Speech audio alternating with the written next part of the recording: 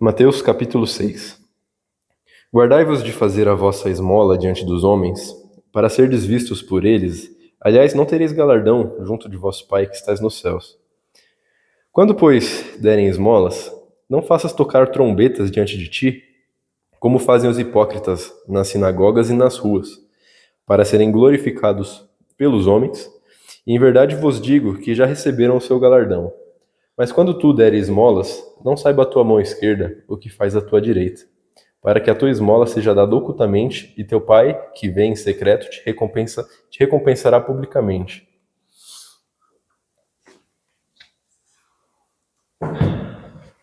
Bom, gente, obrigado pela presença de todos aqui. Eu escolhi essas palavras de Jesus porque o tema da palestra de hoje é sobre a dissonância cognitiva. E eu fiz um estudo mais aprofundado, né, sobre a dissonância cognitiva, porque é um tema que a espiritualidade tem tocado nesse ponto esses últimos dias, né? O nosso mestre Alci tem falado nos grupos a respeito, porque é uma coisa que tem ficado cada vez pior aqui na Terra, né? É dito que pelo menos 90% da população atual sofre desse transtorno, né? Essa doença que é a dissonância cognitiva. E para quem não sabe, a dissonância cognitiva nada mais é do que a não aceitação da realidade, né? A dissonância cognitiva basicamente é quando a pessoa, através de uma crença, né, através de uma religião, uma crença que ela fortificou dentro de si, ela se torna incapaz de refletir, né, de pensar sobre outros pontos e aceitar que talvez ela esteja errada, né? Então, assim, a gente consegue perceber que isso se trata muito daquela coisa que nós já conversamos muito do ensinamento do nosso mestre Siddhartha Gautama, né? Que é do apego, porque nada mais é do que o apego à crença, o apego à certeza, o apego a querer estar certo, né? Aquela coisa da personalidade, né?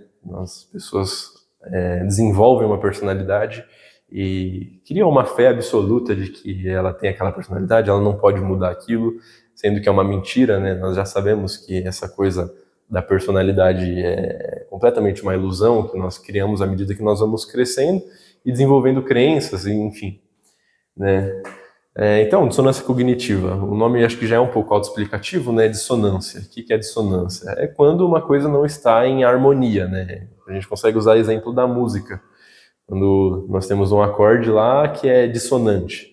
O que é? Quando tem um acorde que tem o seu campo harmônico e tem uma nota lá que não é daquele campo harmônico e aquele acorde, aquele som sai muito feio, né? Então é um som dissonante porque são duas coisas que não se ligam, que estão dentro do mesmo acorde ali, né? Dentro do mesmo campo.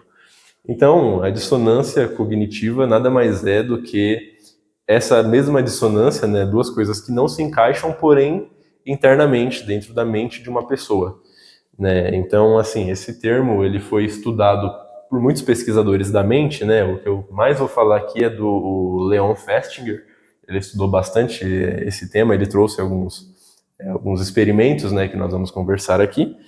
E esse nome, né, todo esse estudo foi proposto lá em 1957. Né? Então, assim, percebem que é um estudo até recente, né? 57, então, assim, não faz tanto tempo. Mas esse problema é uma coisa que já existe há muito, muito tempo mesmo, né? Tanto que existe uma ilustração que foi proposta por Esopo, e faz muito tempo, foi lá em 620 a.C. E essa ilustração é da raposa e as uvas. Então, na verdade, é uma história bem simples de se entender. Na história tem uma raposa, ela observa algumas uvas à distância e ela fica com vontade de comer aquela uva. Só que tem algum obstáculo que impede ela de chegar nas uvas. Então, ao invés dela aceitar a realidade que ela não é capaz de alcançar as uvas por causa desse obstáculo, ela prefere simplesmente mudar a crença. Então, ela olha para as uvas e fala, não, aquelas uvas ali não estão maduras o suficiente, elas estão ruins, elas não me merecem.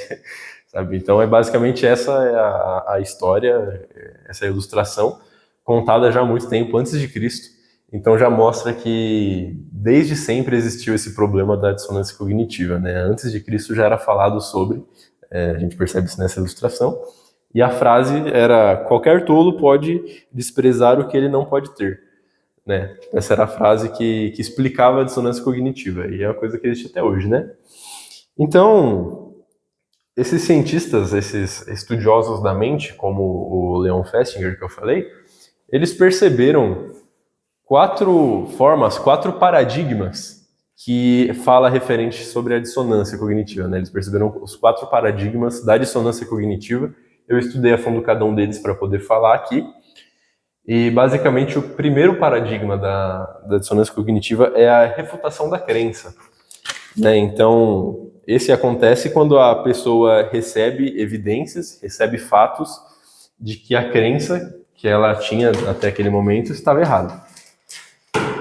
Então, acontece uma coisa muito interessante, que é o que? A pessoa não aceita essa crença, ela fala que é mentira, ela não aceita de forma alguma, ou ela acha um ponto naquele fato, naquele fato que contradiz a crença dela, para fortificar mais ainda a crença dela. Então a gente entende assim, a pessoa tem lá uma crença. Então, essa aqui é uma crença forte. Por que ela é uma crença forte? Porque através dessa crença aqui, a pessoa já desenvolveu uma identidade, ela já tomou muitas ações, muitas atitudes por causa dessa crença, sabe? Então ela já teve muitas ações ali por causa dessa crença. Então, assim, essa crença já é uma coisa muito forte para ela, né? É quase como que a roupa dela, essa crença, porque ela já moldou a identidade dela em cima dessa crença, ela já tomou muitas ações na vida por causa dessa crença. Aí chega um fato que vem contra essa crença aqui, e a pessoa, quando ela escuta esse fato, acontece interiormente, acontece aquele conflito interno, que é a dissonância, né? Igual eu falei, é uma coisa que não tem uma harmonia, né? A pessoa tem lá a crença e chega uma coisa e deixa essa crença, fica uma bagunça dentro da cabeça da pessoa, causa uma dissonância. Então, assim, existe formas de quebrar essa dissonância, tá bom? Essa dissonância é uma coisa que todo mundo acaba tendo. Quando você tem uma crença, mesmo que ela seja fraca, entra um fato contra ela, fica essa coisa interna, né? Então já é uma dissonância. Mas existem 3 caminhos para quebrar essa crença, que é: eu estava errado. Então você aceita a crença nova e você muda, simples, acabou, né? Seria a forma mais correta. A segunda forma é: a evidência está errada. Então você diz que não, esse fato está errado, não tem nada a ver, você está mentindo. E a terceira forma é: esse fato prova que eu estou ainda mais certo. Nós percebemos isso acontecendo muito nas religiões. Sabe, muitas coisas, por exemplo, a pessoa vai lá e ela acredita que só a Bíblia é o manual básico da vida, acabou, não existe mais nada, a Bíblia é o ponto certeiro do universo, acabou. Aí você vem com um fato e fala alguma coisa ali, fala: não, mas calma aí, você percebeu que isso aqui não condiz muito? E ao invés dela aceitar que não, verdade, talvez eu tenha interpretado errado, talvez alguma coisa assim, ela pega e fala: não, mas a Bíblia está certa, na verdade, esse fato aqui, na verdade, está provando que o que está dito aqui, que o que está dito aqui é certo. Eu já lembro que eu tive uma conversa uma vez com um evangélico, e era a respeito daquela parte em que estava acontecendo aquela guerra. Se eu não me engano, foi... Deixa eu tentar lembrar aqui. Bom, agora eu não vou lembrar muito bem, mas foi lá na época de Moisés, quem estava guiando essa guerra, se eu não me engano, era Josué ou Moisés mesmo, e aconteceu que ele ficou lá com o braço estendido e o sol, pelo que está escrito na Bíblia, o sol parou de girar, né? Então, assim, se você for pensar que do ponto de vista de quem escreveu, faz sentido, né? Ela está lá olhando e o sol, geralmente o sol está girando, mas naquele momento o sol parou de girar. Com o avanço da nossa tecnologia atual, nós sabemos que o Sol não está girando em torno da Terra, a Terra que está girando em torno do Sol. Então, assim, como assim o Sol parou de girar, né? Se for ver, o mais lógico talvez seria que a Terra parou de girar e quem estava assistindo daqui da Terra interpretou dessa forma porque não sabia que, na verdade, é o Sol que gira em torno da Terra. Mas, como eu disse, eu estava conversando com esse evangélico a respeito dessa parte, porque ele acredita que a Bíblia tem que ser levada da forma que está escrito mesmo. Então, para ele, realmente o sol parou de girar. E para ele não existe o ponto de vista de que a Terra está girando em torno do Sol. Ele não consegue aceitar a ciência. Ele se tornou incapaz de ouvir um fato e refletir sobre esse fato. Então eu falei, não, mas você sabe que na verdade o Sol não está girando em torno da Terra, né? Então assim, talvez o que parou foi a Terra, não sei. Mas assim, tem que ter outras interpretações. Ele falou, não, é assim mesmo, é da forma que está escrito. Né? Então assim, esse ponto aqui da refutação da crença já é um ponto muito forte, porque vocês perceberam, né? A pessoa se tornou incapaz de aceitar um fato, sabe? Uma coisa que já está provada. Então, assim, esse é um experimento que eu tive, né? Eu tive conversando com uma pessoa e teve outro estudo mais aprofundado, que foi do Leon Festinger, onde foi lá naquela época de 2012, onde tinha uns grupos acreditando que quando desse a virada para 2012 ia acontecer o fim do mundo, né? Esse estudo já é bem famoso, bem divulgado. Eles tinham certezas que ali seria o fim do mundo, acabou.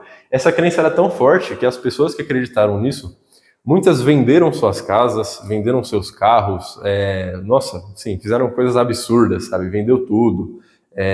Algumas se levaram ao suicídio, sabe, nessa época, por causa dessa crença de que seria o fim do mundo. E era uma crença muito forte, eu sendo sincero, nem lembro de onde que veio esse fato aí de que aconteceria. Nós sabemos pela espiritualidade que em 2012 aconteceu de se fecharem alguns portais, mas enfim, nada a ver com o fim do mundo, né? Desculpa. Então essas pessoas fizeram isso, né? O Leon Festinger estudou esse caso. E quando deu a virada, né? Quando na segunda-feira o sol nasceu de novo e eles viram que não era o fim do mundo, ao invés deles aceitarem que eles estavam errados, que não era daquela forma que ia acontecer, que não tinha nada a ver com o que eles estavam falando, aconteceu o contrário. O fato do fim do mundo não ter acabado fortificou a crença deles. Eles começaram a falar que não, se não aconteceu o fim do mundo, foi porque as nossas orações foram ouvidas. Ou porque a nossa fé foi tão forte, sabe? A gente conseguiu ter uma fé tão forte nas nossas orações, que as nossas orações foram ouvidas, o fim do mundo não aconteceu, agora ele foi adiado, adiou, sabe? Agora vai acontecer em outro ano. Então assim, aí quando chegar nesse ano eles vão repetir as mesmas coisas que eles fizeram aqui em 2012, porque era uma crença muito, muito forte. Então assim, só para a gente entender um pouco mais na mente, o estudo também foi feito para ver como estava acontecendo na mente dessas pessoas, foi estudado pelo Drew Westen. Ele mostrou que quando uma pessoa recebia um fato contra a crença que ela tinha, primeiro acontecia uma ativação no córtex cingulado anterior, que ele basicamente era quando a pessoa detectava aquele conflito. Depois acontecia uma ativação na amígdala, e a amígdala a gente sabe que já é parte do sistema límbico, né? Então já era aquela resposta emocional. E depois aconteceu uma ativação no núcleo accumbens. Lembra do núcleo accumbens que a gente estudou lá no sistema de recompensa? Ele gera dopamina. Então, assim, a pessoa, nesse momento que a crença da pessoa era fortificada, a pessoa tinha um disparo de dopamina. Ela sentia um prazer por perceber que não, a crença dela estava certa ainda, que ela conseguiu encontrar um ponto para justificar aquela crença dela. Então, o Festinger, através desses estudos, ele percebeu 5 pontos na mente da pessoa que faz uma crença se tornar tão forte, né? Igual eu falei que é uma crença forte, né? Por que é uma crença forte? Por causa desses 5 pontos aqui. A crença forte, né? Que a pessoa ela desenvolve uma crença em alguma coisa. O segundo ponto é o compromisso que ela tem com essa crença, então ela toma decisões na vida, toma ações na vida por causa dessa crença, então ela já tem um compromisso com essa crença. O compromisso e as ações também, né? As atitudes da pessoa que ela toma na vida. As evidências contraditórias, ou seja, aqueles pontos que a pessoa escuta contra a sua crença e, na verdade, ela passa a fortificar a sua crença, então seriam evidências que são contraditórias, mas que fortificam, então se torna uma crença ainda mais forte. E o quinto ponto seria o apoio social. Então, quando você está num grupo onde todos ainda têm essa crença igual à sua, então essa crença se torna ainda mais forte. Então, todos esses pontos aqui faz com que a crença de uma pessoa se torne quase impossível de ser refutada, sabe? Mas quase impossível mesmo. E aí se torna... Aí nasce a dissonância cognitiva. Aí que nasce essa coisa da dissonância cognitiva, a pessoa se torna incapaz de ouvir coisas contraditórias com o que ela acredita, né? E o mais... Eu sei que eu estou focando muito nesse ponto aqui, mas é porque ele também é muito importante, dessa coisa do apoio social, é que essa parte do apoio social nos mostra que a dissonância cognitiva, essa doença, esse transtorno, ele também passa para as outras pessoas, sabe? Se você entra num grupo que todos acreditam em uma determinada crença, e você passa a conviver com esse grupo, se você não for uma pessoa forte, né, uma pessoa que tem as suas crenças ali já enraizadas, o que é muito difícil, nós sabemos que só as pessoas mais adiamantadas mesmo conseguem ter isso, acaba sendo contagioso, passa para a pessoa, sabe, essa coisa. Então, você entra numa religião, e aí todo mundo daquela região acredita nisso, e você passa a conviver com essas pessoas, então você passa a acreditar também, sabe? É muito difícil de acontecer, de você entrar num grupo e não mudar as suas crenças, sabe? A gente tem muitas provas disso, acontecem, por exemplo, nas universidades. Tem universidades hoje em dia que já tem uma ideologia muito dominada ali naquela universidade, sabe? As federais, né? A gente vê aí que acontece muito. Acontece da pessoa normal aqui, um jovem normal, entrar numa dessas faculdades, nessas universidades, né? E essa ideologia ele acabar acatando também, né? Então você percebe, tem uns vídeos até que parece meme, que é antes e depois de ter entrado numa universidade federal, sabe? Mostra a aparência da pessoa, como mudou. Então, assim, é uma coisa que é contagiosa, sabe? Isso acontece nas religiões também. A pessoa entra numa religião, acaba se comportando igual, não consegue mudar, por causa de todos esses pontos aqui. Então, esse basicamente seria o primeiro paradigma, né? Ele foi muito estudado aí pelo Festinger. E aí vem o segundo paradigma, que é a conformidade induzida. Esse da conformidade induzida também é muito importante, porque basicamente o problema aqui está na justificativa. Então, a conformidade induzida é quando uma pessoa age contra aquilo que ela mesma acredita, só que ela vai e muda a própria crença dela para conseguir manter a sua harmonia interna. Então a pessoa vai lá, ela acredita numa coisa, só que aí, sem querer, ela age contra aquilo que ela mesma acredita. Aí nasce o conflito interno, né? Já nasce a dissonância. Por quê? Porque, nossa, eu acredito nisso, mas eu agi de uma forma contrária.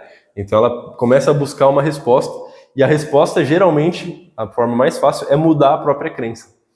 É moldar a crença dela, moldar a realidade para que aquilo comece quebre a dissonância que está dentro da mente dela, né?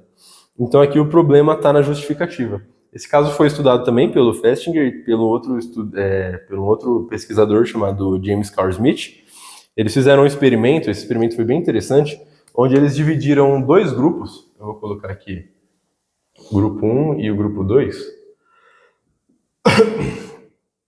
E nesses dois grupos, eles tinham que fazer umas atividades muito, muito chatas, sabe? Mas era propositalmente chatas, sabe? Atividades cansativas. Eram as coisas tipo, você tem que ficar girando um pino aqui nesse tabuleiro por 1 hora, sabe? 1h30, 2 horas. Então, assim, eram coisas muito chatas mesmo, absurdamente chatas. Por que eles queriam que eles ficassem fazendo essas coisas chatas? Para desenvolver a crença dentro deles de que aquilo ali era uma coisa chata. Então, depois que acabava o experimento, os dois grupos já sabiam, nossa, isso foi muito chato, sabe? Foi uma coisa muito tediante. Aí, eles chegavam no grupo 1 e falavam assim pro grupo 1, vai entrar aqui o próximo grupo e eu te dou R$1 se você mentir falando que as atividades aqui são muito interessantes, são muito legais. Te dou R$1 só. Então, R$1 não, né? No caso é $1, né? Te dou $1 aqui. Como é que é? Tinha que dar caneta que já tá acabando. Eu te dou $1, eles falaram, para você mentir, falando que as atividades eram legal. Já pro grupo 2, eles pegaram e falaram assim, se você mentir pro próximo grupo que vai entrar aqui falando que as atividades foram muito legais, muito divertidas, vocês vão ganhar $20. Tem que lembrar também que esse estudo foi feito há muito tempo atrás, então $20 já era muita coisa também na época, né?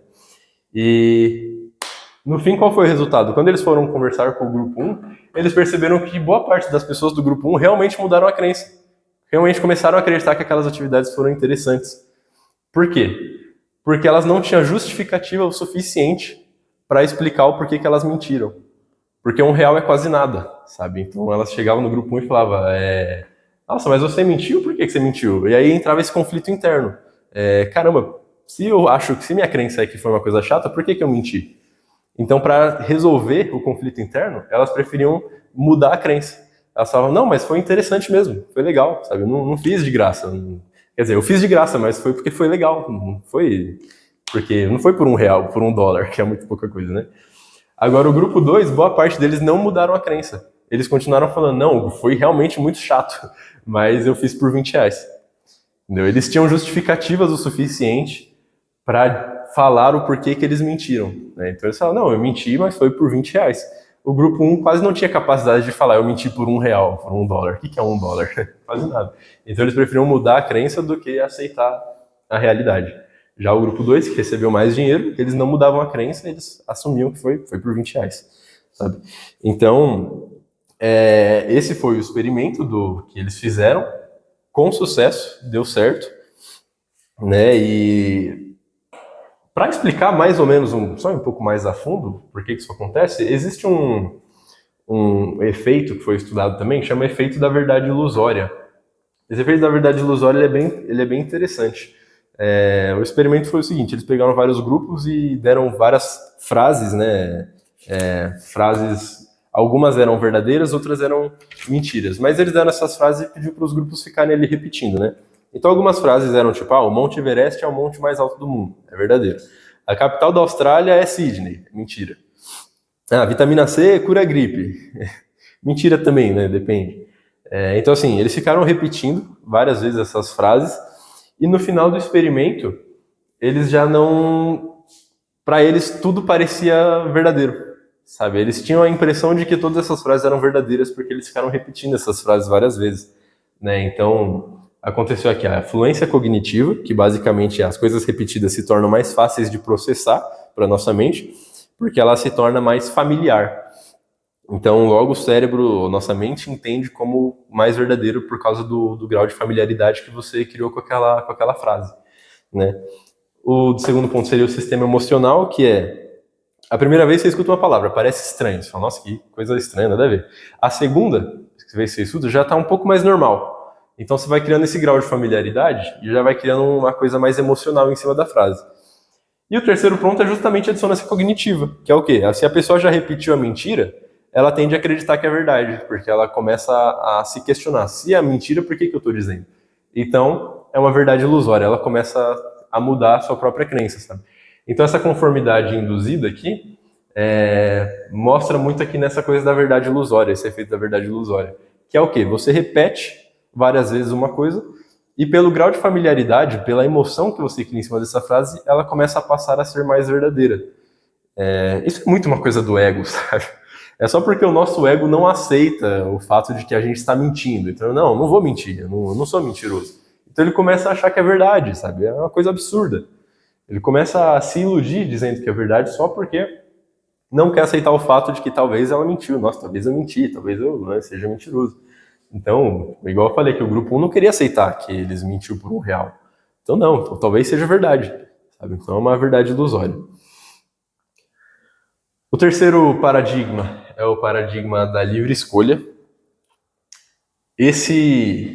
Bom, ele é um pouco lógico de se entender, mas vocês vão entender como que é um absurdo também. Esse daqui ele acontece depois de nós tomarmos uma escolha. E na verdade esse acontece, assim, praticamente com todo mundo, sabe? Não é uma coisa tão absurda. Que é o quê? Vamos dar um exemplo aqui, vai. A pessoa tá lá na dúvida entre escolher 2 celulares. Aí um celular aqui é um iPhone, sei lá, 15 Pro, vamos supor assim. E o outro é um iPhone também, mesma coisa, só que é um 15, não é Pro. sabe? E aí, tipo, os dois... É lógico que os dois têm diferença um pro outro, eu não sei especificamente a diferença, estou só usando de exemplo. Pode ser qualquer coisa, vai, uma batedeira que uma é de uma marca e outra é de outra marca, só que as duas têm a mesma eficiência. Aí a pessoa vai e escolhe uma das opções. Quando ela escolhe uma das opções, automaticamente nasce a dissonância, porque dentro da mente da pessoa ela pensa, caramba, eu escolhi essa opção aqui, mas a outra também tinha pontos positivos, sabe? Então, automaticamente ela começa a buscar alguns viés para quebrar essa dissonância que já nasceu dentro dela e começar a dizer para si mesmo, não, mas na verdade o que eu escolhi tem esses pontos aqui que é bem melhor. Então acontece a supervalorização do produto escolhido, né? Ou a desvalorização da opção rejeitada, né? Ela começa a falar, não, essa outra opção que eu não escolhi também, ela era muito ruim, ó, o que tinha aqui, sabe? Várias coisas ruins. Mas como eu falei, isso aqui até que é uma coisa normal, sabe? Uma coisa comum, acontece com a gente também, sabe? A gente faz uma compra, a gente escolhe 2 produtos. Automaticamente a gente pensa nos benefícios que talvez a gente teria com o outro. Só que qual que é o problema? Qual que foi o maior problema desse estudo aqui? Alguns pesquisadores, eles perceberam que as pessoas tinham a capacidade de começar a supervalorizar os produtos que elas escolheram, mesmo quando elas escolheram de forma aleatória. Então, o nome desse efeito foi chamado de cegueira à escolha, né? Foi um estudo que foi mostrado por Peter Johansson, né? O nome certo é Choice Blindness, né?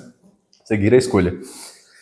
O que eles... Olha que legal, olha qual foi o experimento. Eles pegavam 2 fotos de rosto de pessoas, e aí eles mostravam para uma pessoa assim e falava, qual dessas pessoas aqui, qual das 2 pessoas você acha mais atraente? Aí a pessoa escolhia essa pessoa aqui. Vamos supor, tinha 2 fotos, né? Então tinha a foto 1 e tinha... Tá bem torto aqui, não tem problema. E tinha a foto 2 aqui. Aí a pessoa ia lá e escolhia, por exemplo, a foto 1. A foto 1 é mais bonita porque tal pessoa é assim. Aí, quando a pessoa, o rapaz que estava segurando as cartas, as fotos, ia entregar a carta para a pessoa, ele fazia um truque, que é um truque que o pessoal usa nos truques de mágica com carta, onde ele invertia as cartas sem a pessoa perceber e dava a opção 2, na verdade. Ele dava a foto 2 para a pessoa e a pessoa ficava segurando. Então, assim, a pessoa escolheu a foto 1, só que ele foi lá e entregou a foto 2. Aí depois chegava outra pessoa e falava, por que você escolheu? Por que você escolheu essa foto? Quando a pessoa via a foto 2, ela começava a se justificar. Eu escolhi a foto 2 porque eu acho esse daqui mais atraente, tal, a expressão eu acho mais bonita, o cabelo aqui eu acho mais bonito. Só que, na verdade, ela tinha escolhido a foto 1. E ela começou a se justificar pela foto 2. Esse experimento deu muito certo, aparentemente só 13% das pessoas que passou por esse experimento perceberam a troca das fotos, e o resto tudo começou a se justificar mesmo. Começou a falar, não, eu escolhi essa daqui porque por causa disso, sabe? Por causa desse ponto. Mas no fim era mentira. Eles fizeram um truque de mágica onde eles inverteram as fotos. Ou seja, o que essa parte aqui da livre escolha mostra? Que muitas vezes a escolha, feita de forma consciente ou inconsciente, pode mudar uma crença também. Tudo para resolver o problema da dissonância cognitiva. Por quê? Porque quando a pessoa olha a foto lá e vê que é a foto 2, que não é a foto que ela escolheu, ou ela vai sair, ela dá essa coisa, dá essa dissonância dentro dela, então ela vai pensar, caramba, eles vão achar que eu sou mentiroso, porque na verdade eu escolhi a foto 1. Então, para quebrar essa dissonância, ela preferia simplesmente começar a se justificar por uma coisa que ela mesma nem escolheu. Então, a escolha foi manipulada, e mesmo assim houve justificativa. Tudo porque a mente está buscando uma coerência. A mente busca uma coerência, né? Então, ela assume. Isso aqui é meu, então se isso é meu, eu devo ter escolhido, né? E isso mantém para a pessoa a sensação de controle, sabe? Mantém para a pessoa aquela sensação de identidade. Por quê? Porque a pessoa pensa, se eu escolhi essa foto e a pessoa viu que eu escolhi essa foto, a pessoa já entendeu que essa daqui é a minha identidade. Então ela aí preferia só continuar mantendo a sua justificativa, sabe? Porque senão ia parecer uma coisa muito estranha. Esse experimento foi feito com outras coisas também, foi feito com sabores de geleia, decisões morais, opiniões políticas, sabe? Foi feito de várias formas esse experimento e todos deu o mesmo resultado. A pessoa começava a se justificar por uma coisa que ela mesma tem a sensação que escolheu, mas de verdade ela não escolheu. E tudo pela sensação do controle. É muito interessante entender isso. Eu vou falar agora um experimento que foi feito. Eu fiz esse experimento, né? Mas foi sem querer, eu nem fiz pensando. Onde eu estava conversando justamente com outro evangélico, e era a respeito da alimentação necrófica, né? A respeito da alimentação carnívora. E esse evangélico era uma pessoa que ele se alimenta de carne, né? Normal. Ele nasceu evangélico. E uma coisa que eu percebo é que é isso aqui que nós estamos falando. A pessoa nasce naquela religião, então ela passa a acreditar naquelas coisas, mesmo que ela nunca tenha pegado para estudar. Só por causa do apoio social, entra essa coisa aqui também da escolha que muda a crença. Então, primeiro a pessoa escolheu ser daquela religião e depois ela começa a mudar as crenças dela em cima daquilo. E aí eu fui conversar com esse evangélico e eu falei a respeito da alimentação, né? Eu estava falando dos meus pontos, ele perguntou por que eu tinha parado de comer carne. E eu falei, não, mas se você pegar a Bíblia para ler ali na parte de Gênesis 1, parte da criação dos seres viventes, é dito ali que Deus, né, não criou os animais para servir de alimentação, né, justamente o contrário. Eu peguei na Bíblia e mostrei para ele, né, eu abri ali no capítulo, li o capítulo onde está escrito, ele leu também, está escrito ali, porque, portanto, Deus criou o homem para se alimentar de todos os frutos, ervas e sementes do campo, e os animais para se alimentar de todas as frutas e sementes e ervas do campo. Né? Eu li essa parte, ele leu, e aí eu percebi isso acontecendo, que foi o quê? Ele moldando a crença dele. Por quê? Porque ele acreditava que Deus criou os animais para serem alimentados, para nós humanos nos alimentarmos dos animais. Quando ele viu que, na verdade, estava errado, ele mudou a crença dele. Ele só falou, não, mas aí eu acho que tá errado. Eu acho que depois, né? Eu acho que depois que a gente foi expulso do Jardim do Éden, aí Deus permitiu. Pronto, acabou, sabe? Então foi isso. Aí a crença dele mudou naquele ponto ali. No Jardim do Éden não podia. Depois que saiu do Jardim do Éden, podia. Mudou a crença dele na hora, sabe? Ele não sabia disso. Ele nunca tinha pensado sobre isso. Ele pensou depois. Depois que eu falei, a crença dele mudou. E por que a crença dele mudou? Porque ele já fez a escolha de ser evangélico daquela igreja e seguir aquela Bíblia a todo custo. Então, é mais fácil só mudar aquela crença, aquele ponto, do que mudar toda a religião, toda a base dele que já moldou a identidade dele. Né? Então, assim, isso é uma coisa que nós vemos acontecendo ainda em muitas outras religiões. Tá? Eu estou usando o exemplo de evangélico porque eu cresci em meio evangélico, então eu tive muito mais experiência conversando com evangélico do que com qualquer outra religião. Então esse seria basicamente o paradigma da livre escolha. A pessoa escolhe e muda a crença dela depois da escolha feita, mesmo quando a escolha é feita de forma inconsciente. Então, nós vamos para o quarto paradigma, que é a justificação do esforço. Esse aqui também é mais simples de entender, porém também é muito feio de se ver a forma que ele acontece. Enquanto no terceiro paradigma da livre escolha a crença muda depois de uma escolha, aqui a crença muda depois de um esforço. Então, a frase é mais ou menos a seguinte: quanto mais esforço, dor ou sacrifício você faz por algo, mais você passa a acreditar que aquilo vale a pena, mesmo quando não vale. Tá? Então, pega esse ponto, tá? Mesmo quando não vale.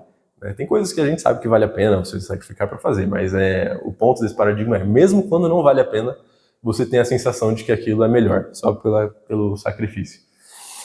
Esse experimento foi feito por Eliot e pelo Jed Mills, né, são outros pesquisadores aí da mente, e o experimento foi o seguinte: eles pegaram um grupo de mulheres que elas queriam entrar num grupo que era um grupo de discussões, né, de discussão.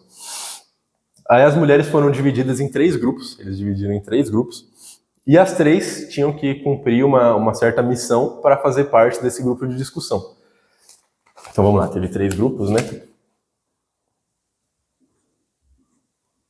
1, 2, 3. O primeiro grupo foi dado uma tarefa leve, uma tarefa bem leve assim de se fazer, que era o quê? Era fazer uma leitura ali em público, era uma leitura simples de ser feita. Então elas fizeram normal. O segundo grupo já teve uma leitura um pouco mais constrangedora, sabe? Uma leitura mais difícil, palavras mais difíceis.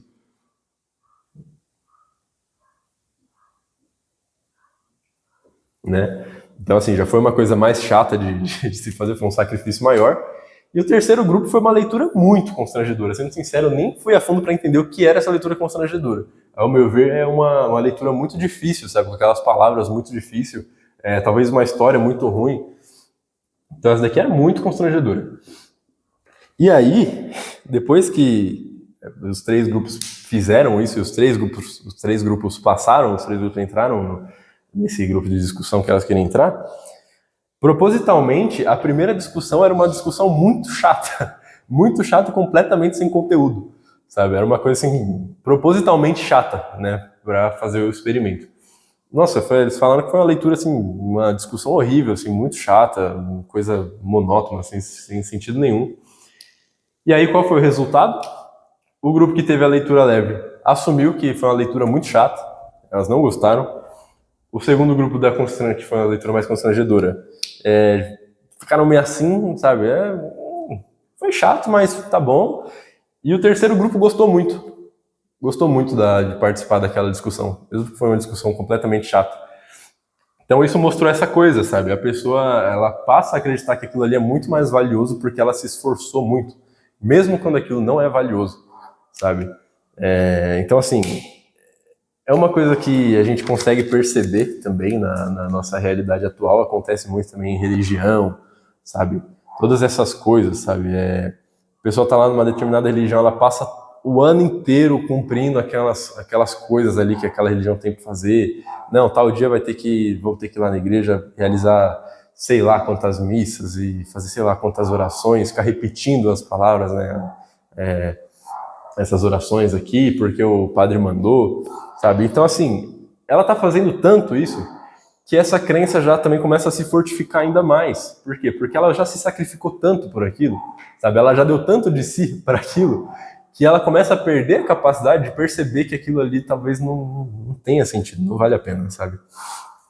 A gente tem vários outros exemplos, tem exemplos de relacionamentos, sabe? Tem muitos relacionamentos ali que a pessoa ou se esforça muito para entrar naquele relacionamento, e aí depois que o relacionamento já tá ruim, tá péssimo, tá uma coisa completamente tóxica, cheia de ciúmes, já não tem mais nada de amor, a pessoa vai lá e ainda fica presa, não consegue terminar aquele relacionamento. Por quê? Porque ela já se esforçou tanto para aquela pessoa, sabe? Ela já lutou tanto para se manter naquilo, que quando perde o sentido, ela continua vendo valor naquela coisa, sabe? Tem exemplos de profissão também, carreiras, né? A pessoa vai lá, se esforça pra caramba, estuda muito para entrar naquele determinado emprego, e aí quando ela finalmente consegue passar naquela vaga de emprego, ela percebe que o emprego é muito chato, só que ela já se sacrificou tanto para entrar naquele emprego que ela começa a dar valor naquele emprego, mesmo sendo chato, sabe? Aí começa a vir até aquelas frases de vida, né? Não, a vida é difícil, mas vale a pena. E é mentira, sabe? Enfim, mas é mentira, né? Ela simplesmente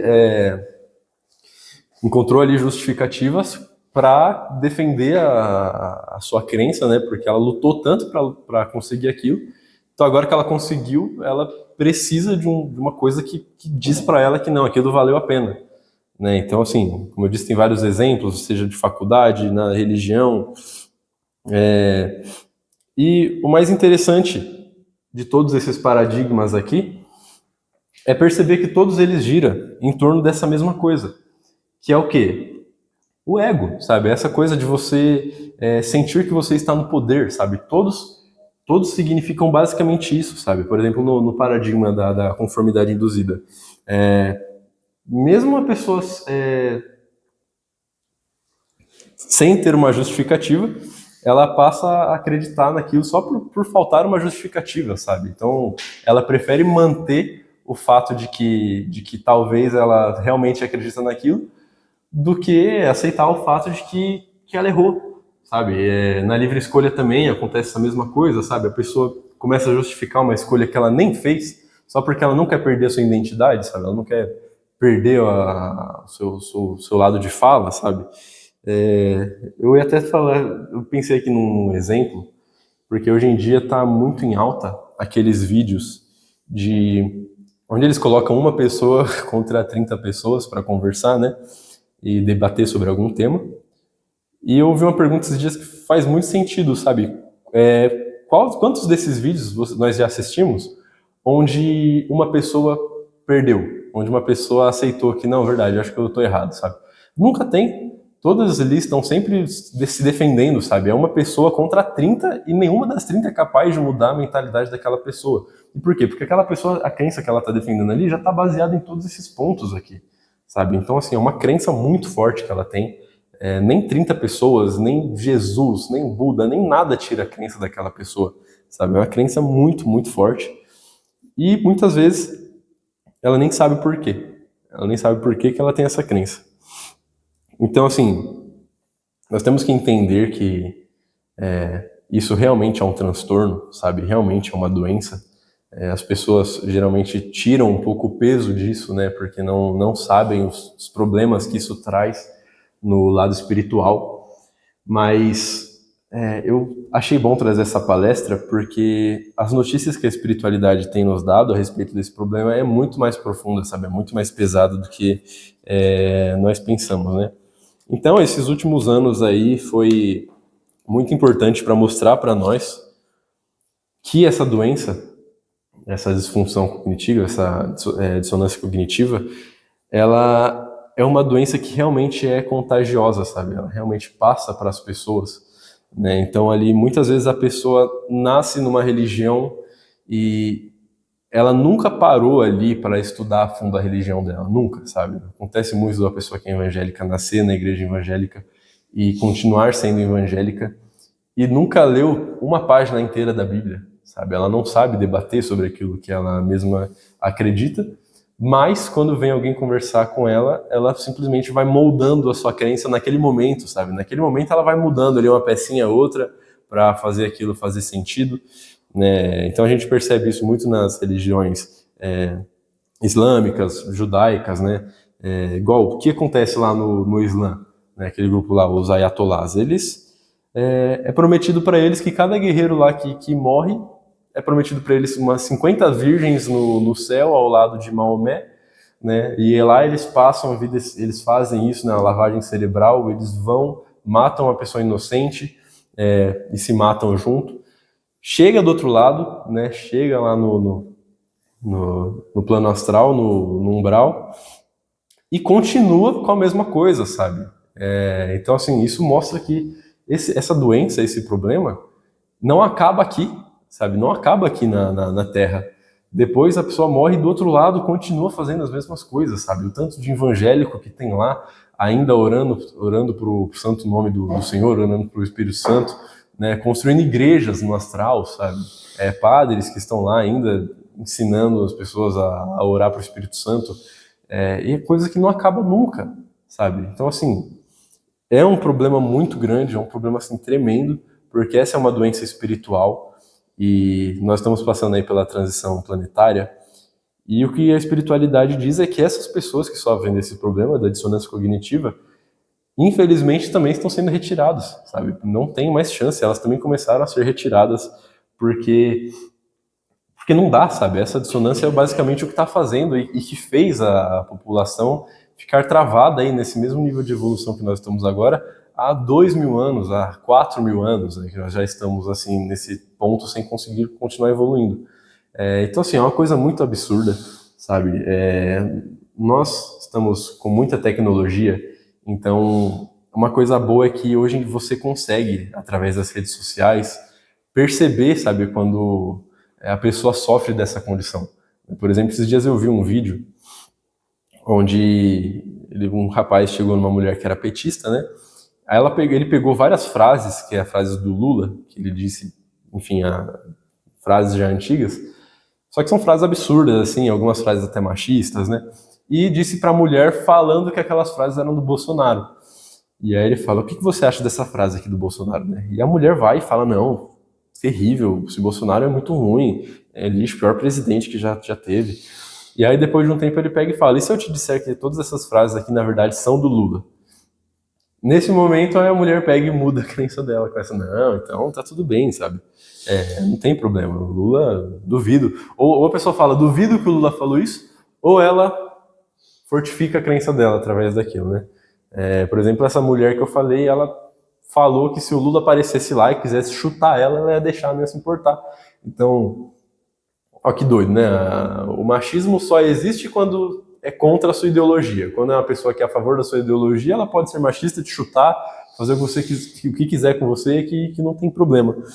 Então, isso é de uma falta de cognição, sabe? Que se não for uma doença, então não sei o que é, sabe? É uma doença muito tremenda, assim, principalmente para a espiritualidade, né? Que eles percebem aquela pessoa, aquele espírito que está ali regredido, não consegue evoluir há muito tempo, e ela fica presa, sabe? Eu trouxe aqui uma pesquisa que eu fiz, e foi uma pesquisa muito rápida que eu fiz, né? Eu quero deixar isso claro, que eu não fui, muito a fundo, justamente para mostrar que tem coisas que uma pesquisa rápida já quebra uma crença, sabe? Mas ainda assim, a dissonância cognitiva de algumas pessoas é tão forte que elas não conseguem perceber. A pesquisa que eu fiz foi a respeito de Che Guevara. O Che Guevara, ele defendia uma coisa que ele chamava de a criação do homem novo, né? Era uma das revoluções que ele queria trazer. Esse homem novo, a base dele é completamente nos valores de masculinidade, completamente forte, a dedicação absoluta ao trabalho, né? Toda aquela coisa da revolução, e tudo isso porque ele via a homossexualidade como uma perversão da classe burguesa, né? Então ele via a homossexualidade como um desvio sexual.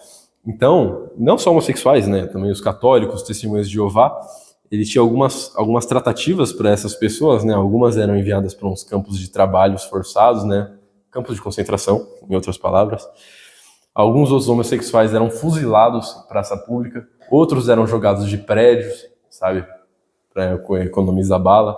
Então, assim, isso foi uma pesquisa rápida, sabe? Eu convido a todos que estão assistindo a pesquisar o que Che Guevara pensava dos homossexuais, pesquisa a respeito do homem novo, porque o que nós percebemos? Hoje em dia, quem mais defende Che Guevara, quem mais sai com bandeira de Che Guevara na rua, são os homossexuais, sabe? Então, tipo, olha que absurdo, sabe? Uma pesquisa rápida que eu fiz já mostra que Che Guevara não defendia os homossexuais, de forma alguma, bem pelo contrário.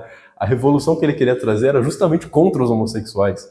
Então, assim, a pessoa conseguir defender isso é de uma falta de raciocínio lógico tão absurda que isso mostra que é uma doença, sabe? E aí vira todo esse grupo, né, dos homossexuais, todo o grupo LGBT, todos que estão lá, até os que não são homossexuais, defendem Che Guevara. Então, assim, é o que eu quero dizer dessa questão de que praticamente provado que isso é realmente transmissível, sabe? A pessoa entra nesse grupo, ela começa a defender coisas que ela não sabe por que ela está defendendo, e defende coisas absurdas, sabe? É um nível assim que, para a espiritualidade, nós entendemos que é muito ruim para a pessoa, principalmente depois lá no pós-vida, quando ela chega do outro lado. E o problema é que chega do outro lado e continua, né? Então, assim, a espiritualidade deu esse recado, eu queria trazer esse recado, de que está sendo retirada as pessoas que sofrem com esse transtorno de dissonância cognitiva, porque essas pessoas atrapalham tanto o crescimento delas quanto o próximo, atrapalha o próximo também, né? Então, infelizmente, está sendo retirado também. Eu quis trazer esse recado, né? O Alci falou nos grupos, pediu para trazer uma palestra a respeito. E eu creio que nós estamos vivendo um tempo agora com toda a tecnologia que nós conseguimos, né, nas tecnologias, seja nas redes sociais, perceber muito facilmente, encontrar vídeos das pessoas que sofrem disso. Qualquer vídeo de discussão, você percebe, sabe? Não se trata de verdade, não se trata de estar certo ou errado, sabe? Se trata de verdade ou mentira. As pessoas estão defendendo pontos que são mentira, né? E pesquisas rápidas mostram que isso é mentira, mas a pessoa já se fortificou com essa crença, já criou toda a sua identidade nessa crença e se torna incapaz de perceber, se torna incapaz de refletir. Essa é uma doença que eu diria ser até pior do que os vícios, né? Seja vício no álcool, vício em drogas, enfim, porque o vício nas drogas ou no álcool é um vício que a pessoa ainda consegue perceber que ela é viciada, sabe? Algumas conseguem perceber e ainda não conseguem sair do vício. Agora, a dissonância cognitiva é um problema tão tremendo que a pessoa não consegue perceber, sabe? A pessoa está vivendo uma ilusão e ela fica ali vivendo uma ilusão. Então, assim, tirar a pessoa dessa ilusão é mais difícil do que mostrar para um viciado que ele é viciado, sabe? Então, assim, esse problema pega no ponto crucial, que é o ponto da inteligência, né? Então, eu acredito que agora a gente consegue, já agora que nós sabemos sobre isso, vai começar a ser lógico quando você abrir um vídeo no Instagram e perceber uma pessoa que sofre com esse problema. A gente vai conseguir já perceber, depois eu comecei a estudar, nossa, todo vídeo que eu ia ver, eu falava, caramba, é realmente isso que eu estou estudando, sabe? É uma coisa muito profunda, sabe? Vai muito além do que a gente pensa, um problema muito pior do que nós esperávamos, né?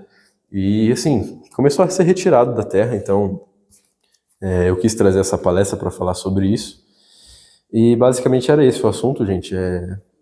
Que fique o alerta para a gente refletir se, às vezes, nós não estamos caindo nesse problema, quantas vezes nós mesmos não moldamos a nossa realidade só para defender uma crença, sabe? Quantas vezes nós não caímos nesse problema, sabe? De passar pano por uma coisa que não está tudo bem, falando que está tudo bem, sabe? Quantas vezes nós mesmos começamos quando pega alguma coisa que refuta a nossa crença, nós começamos a criar uma crença nova em cima disso só para defender aquilo, sabe? E sendo que é mentira, né? Então, assim, nós estamos sujeitos a tudo isso porque nós ainda não somos seres adiamantados, né? Não somos os seres iluminados, mas fica o recado para todos nós pararmos para refletir, se não estamos cometendo esses mesmos erros e no que nós podemos melhorar também. Então, basicamente, essa é a palestra, né? Acabou tendo um corte aí, não sei se perdeu alguma informação, se deixou passar, porque a câmera acabou parando de gravar e tive que refalar algumas coisas aqui. Não sei se deixei passar alguma coisa, mas espero que tenha ficado claro para todos. Então, essa é a palestra, gente. Obrigado aí pela atenção de todos e está aberta a liberdade para o nosso debate. Obrigado pela palestra. Eu acho que trouxe muitas reflexões, assim. As minhas maiores reflexões, na verdade, foi a ver com Jesus. Como que Jesus via tudo isso daí, como que ele chegou em conclusões diferentes para... quer dizer, ele parecia saber já tudo isso, e por isso que todas as frases dele foi baseado em como ajudar as pessoas a sair disso. Eu queria começar com as perguntas primeiro. Eu queria saber sobre a conformidade induzida.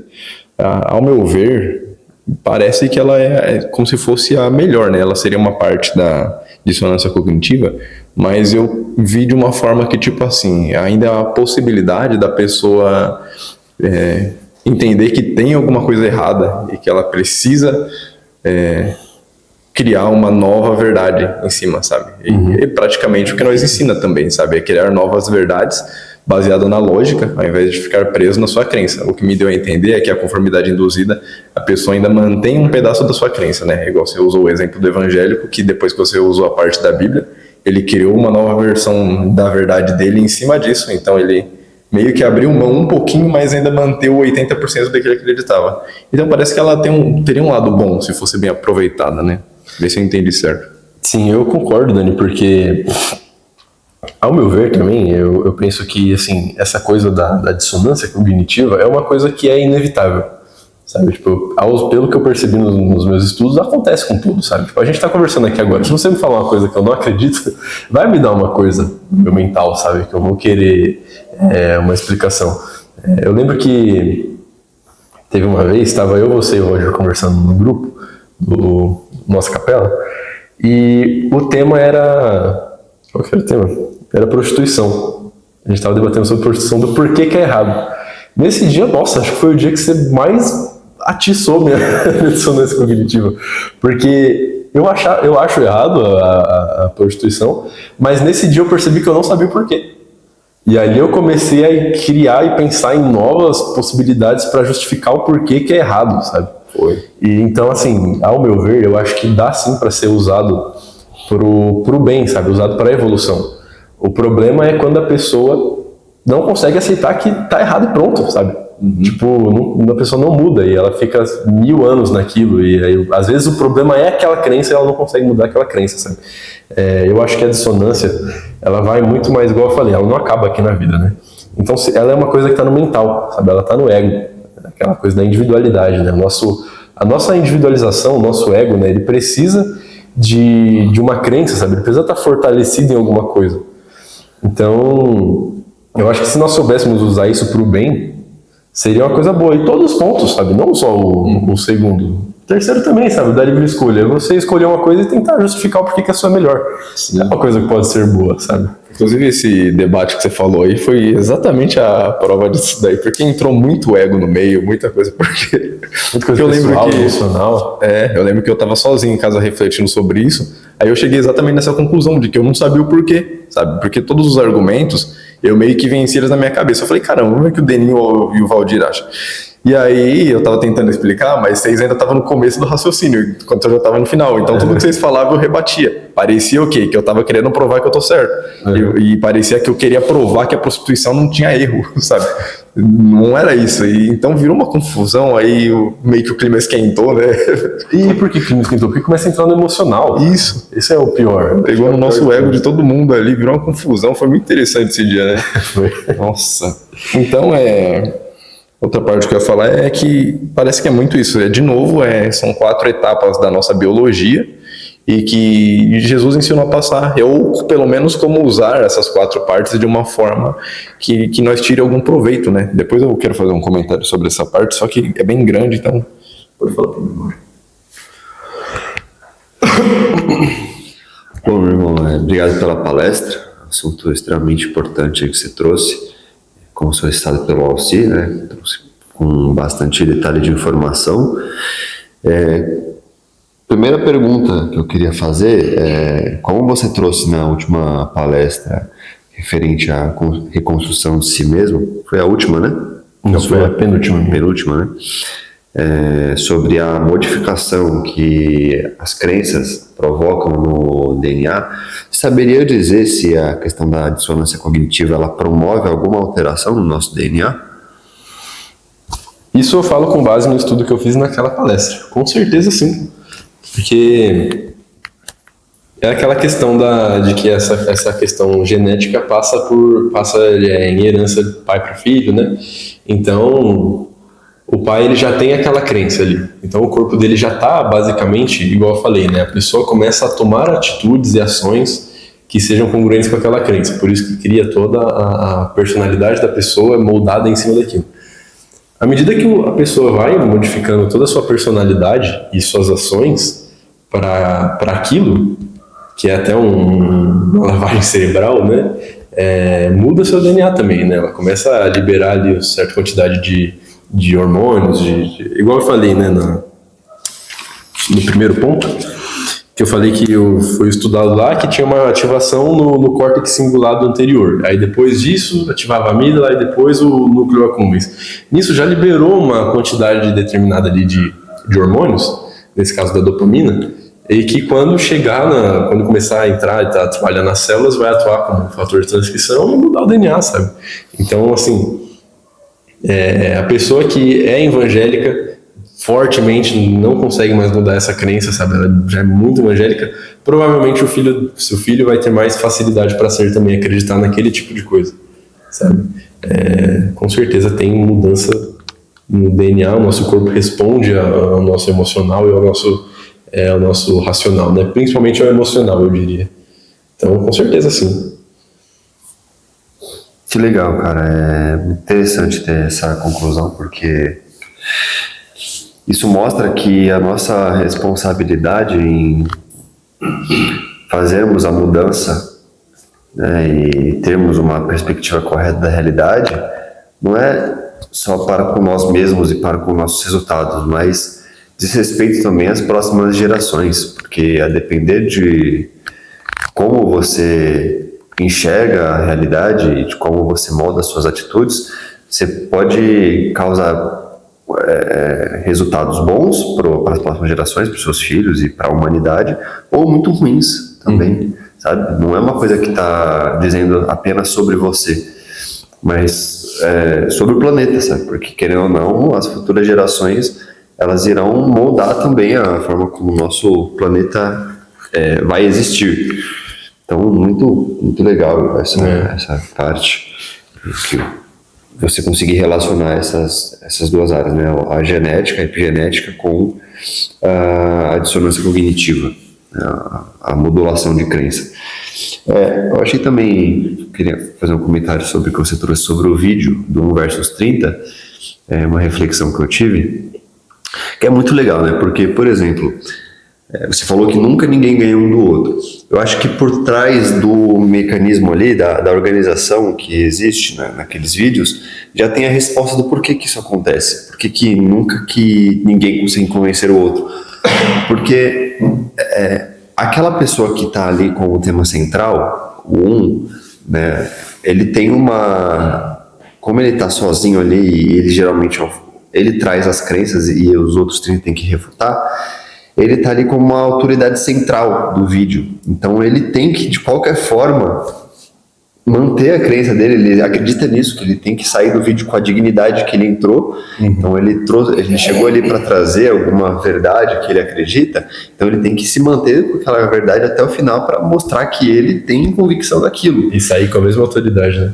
Enquanto que os outros 30, eles estão no grupo. Então entra naquele negócio ali que você falou do apoio social. Então, aqueles 30 ali, eles têm que provar que eles acreditam na forma como eles pensam ali, e nenhum pode ceder à verdade daquele que está sozinho, porque senão ele pode ser meio que rejeitado, pode ser criticado pelos outros 29, sabe? Então isso já atrapalha também dele se permitir mudar de ideia. Nossa, exatamente. Porque senão ele sente que ele vai ser expulso daquele grupo, que o pessoal vai começar a criticar, a rejeitar ele.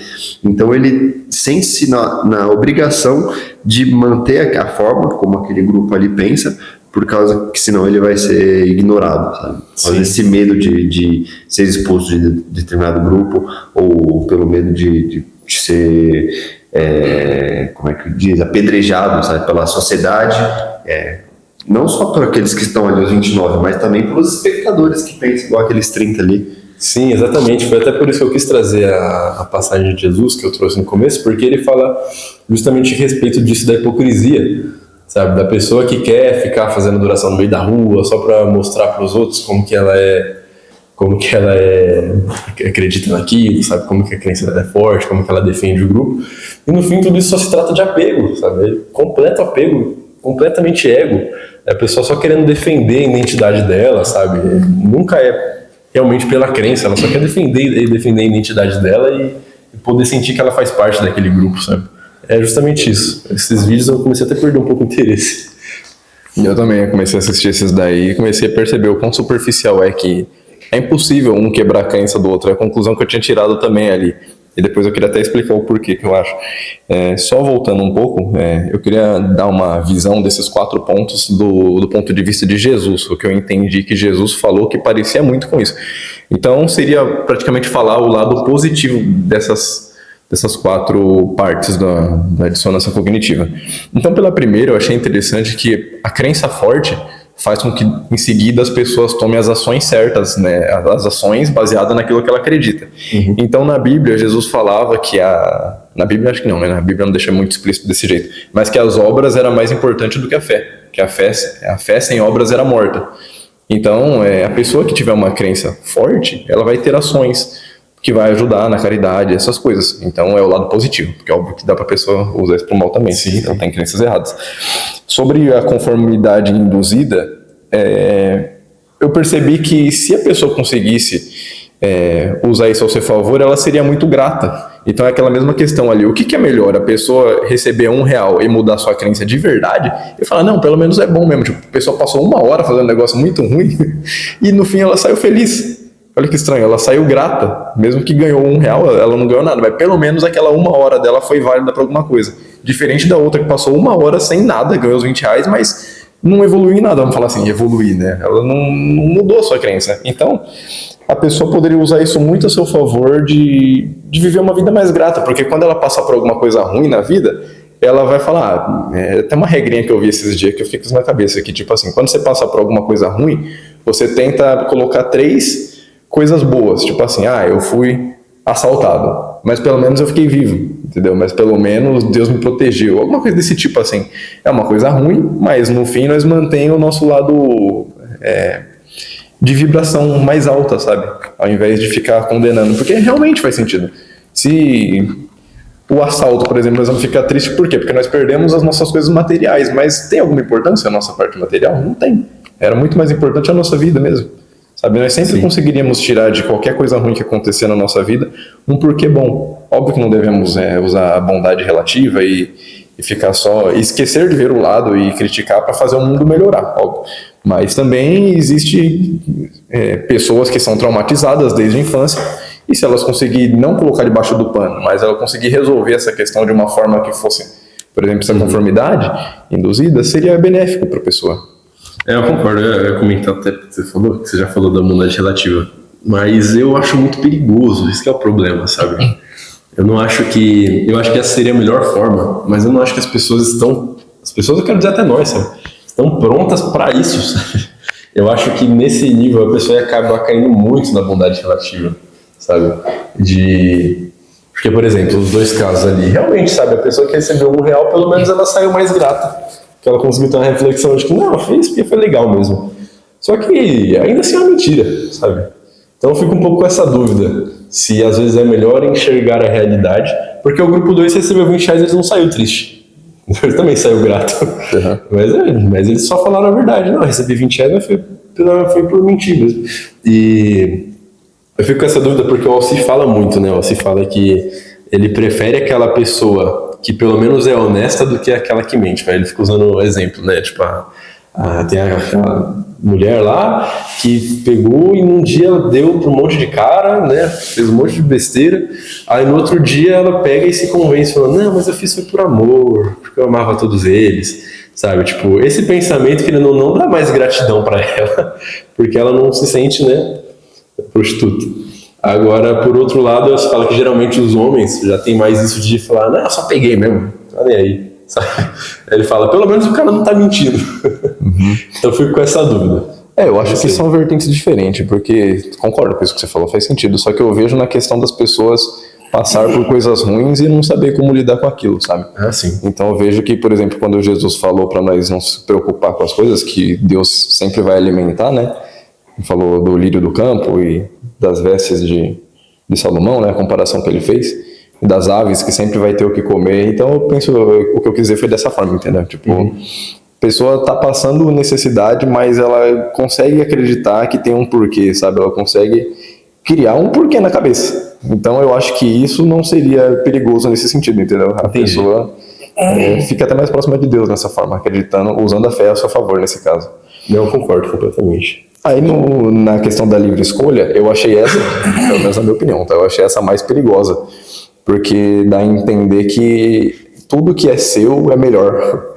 Tipo, é o que você falou, a pessoa tem um iPhone e aí depois, mesmo que ela vê na internet que o outro é melhor, ela vai falar que o que ela comprou é melhor e vai querer se justificar por causa disso. Mesma questão da foto, mesmo que não era o porquê a que ela escolheu, mas agora, já que é essa, a que ela tem, ela vai inventar um monte de desculpa para que a escolha dela seja a correta. Então eu vejo isso na questão de que Jesus mostrou sobre a família, porque nós sempre queremos falar que a família é acima de tudo, então nós fazemos tudo por ela, né? E às vezes nós usamos até o exemplo, você roubaria para alimentar a sua família? As pessoas falam que sim, que a família é mais importante. Só que aí você pensa, a família do outro não é mais importante também, né? Você tirou da família do outro para trazer para a sua. E quando Jesus foi dar o exemplo, do meu ponto de vista, tem algumas questões que aparecem que ele deu a entender que a família dele não era mais importante. Que é aquela questão que a mãe dele foi chamar ele na igreja e aí os discípulos falaram, sua mãe está te procurando, acho que os seus irmãos também. Uhum. Aí ele falou, vocês não sabem que a igreja é a minha mãe e os meus irmãos são os que escutam a minha palavra? Então me dá a entender que não tinha mais importância a família dele e ele tentou passar isso. A questão do ego não é só porque é seu que é mais importante, exatamente essa questão, sabe? Parece que ele ensinou exatamente a questão da dissonância cognitiva, livre escolha, há 2000 anos atrás, com as palavras dele. Nossa, é verdade. Porque é muita burrice isso, né? Tipo, a pessoa escolheu uma foto e aí ela vai defender a outra só porque ela sente que foi ela que escolheu, sabe? Então, eu tava pensando, eu tive essa mesma reflexão esses dias, só que a respeito da pátria.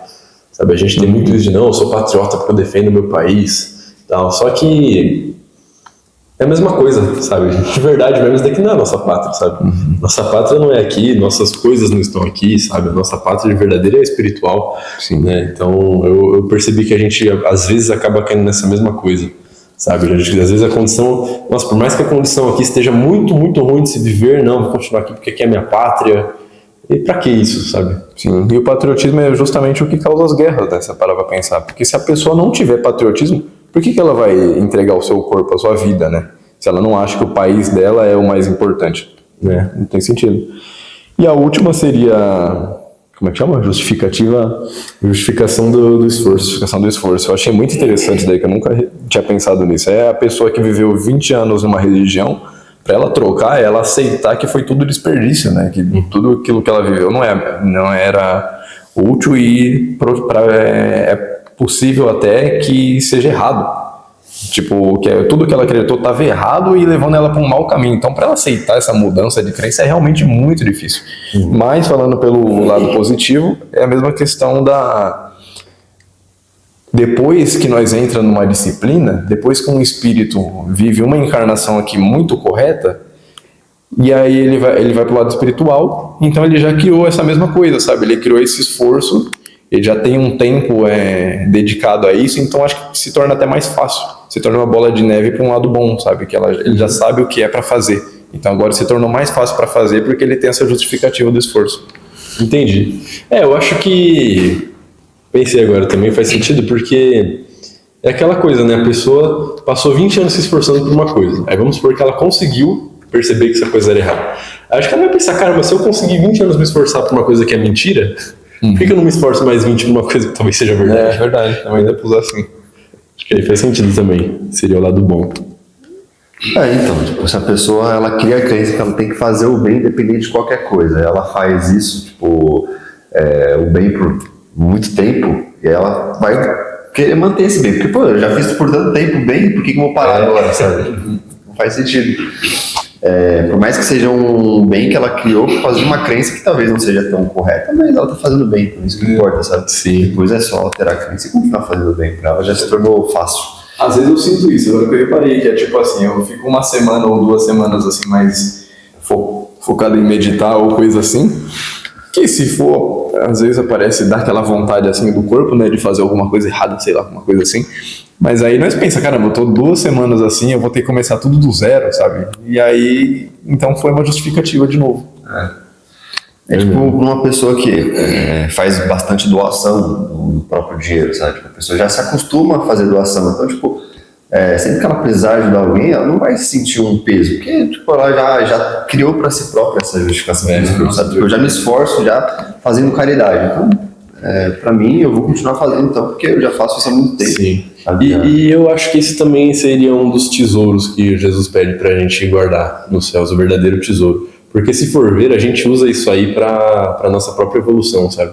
Por exemplo, quando eu tô no nível espiritual um pouco mais baixo, eu sinto que eu tô com uma vibração ruim, uma coisa que me ajuda a elevar é todas as coisas que eu já fiz até aqui, sabe? Pensar o quão profundo eu já alcancei numa meditação, o nível mais profundo que eu já alcancei no estado de nirvana e quantas pessoas a gente já não ajudou com essas palestras. Aí pensar nisso me ajuda a me elevar, sabe? Então eu acho que é como se fosse os tesouros que a gente guarda no céu, é como se fossem umas ferramentas que a gente consegue usar para se elevar, sabe? E eu sinto um pouco disso. Às vezes eu tô bem com energia ruim, eu penso, caramba, mas eu já fiz tanta coisa, vou desistir agora, sabe? Então realmente dá para usar muito pro bem. E aí, tipo, sobre a caridade aí, ao mesmo tempo que uma pessoa que, tipo, nunca doou, ela, tipo, vai falar assim, eu nunca fiz doação e nunca mudou nada na minha vida, então eu vou continuar não doando, sabe? Vou continuar não fazendo caridade. Então aí é o contrário, né? Sim. O esforço, tipo, vou me esforço tanto para guardar meu dinheiro, então não vou doar de jeito nenhum. É complicado isso. Então, eu achei bem legal essas questões que o Dani trouxe, assim, sobre essa, tipo, uma forma de refutar, né, de trazer a forma positiva de dizer, porque também quando saber que é dissonância que é dissonância cognitiva, que a pessoa está no caminho da verdade mesmo, sabe? Porque nós poderíamos usar o exemplo de que tudo que nós falamos também é uma forma de dissonância cognitiva. Então, como diferenciar quando a pessoa está no caminho da verdade ou não? Sendo que nós mesmos sempre falamos que nós não temos como saber o que é verdade e o que não é, a gente só busca refletir. Eu diria que a melhor resposta é observando as obras da pessoa, né? Igual se a pessoa, por ter aquela crença, está fazendo bem, eu acho que não tem problema, sabe? É igual, tem muitos padres aí que viveu, que mesmo que ainda são padres que estão presos naquela coisa religiosa, são padres assim que até o Alci ainda parabeniza e tem muito orgulho deles, porque fizeram muito bem, sabe? Então eu acho que a crença mesmo em si não importa muito, desde que você não passe a ser um idiota, sabe? Bem resumidamente falando.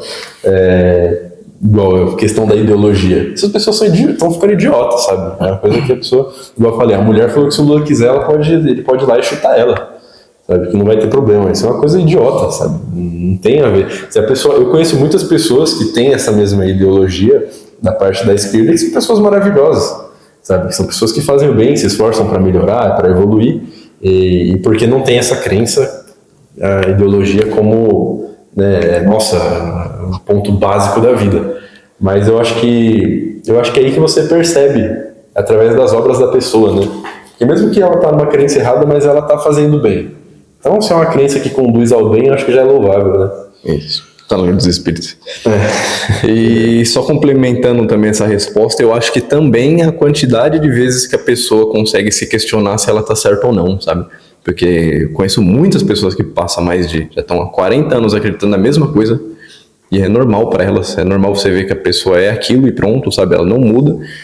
E quando nós vemos o exemplo do Buda, ele fazia exatamente ao contrário, porque quando nós vemos aquela história, que eu não vou contar de novo, porque eu acho que nós vamos contar umas 10 vezes, que é do cara que cuspiu na cara dele, aí depois ele veio. E aí, o que me dá a entender é que quando ele veio pedir desculpa e o Buda respondeu, eu nem sou mais aquele cara que era ontem, que foi o que cuspiu na cara dele, me deu a entender que parece que de manhã o Buda acordou e falou, caramba, será que eu tô certo? Ou será que o que eu era ontem eu sou hoje? Então, de novo, ele se questionou. Então, dá a entender que ele se questiona todo dia se ele está certo ou não. Então, quanto mais próximo, quanto mais quantidade nós conseguir questionar se estamos certos ou não, mais nós estamos quebrando a dissonância cognitiva, né?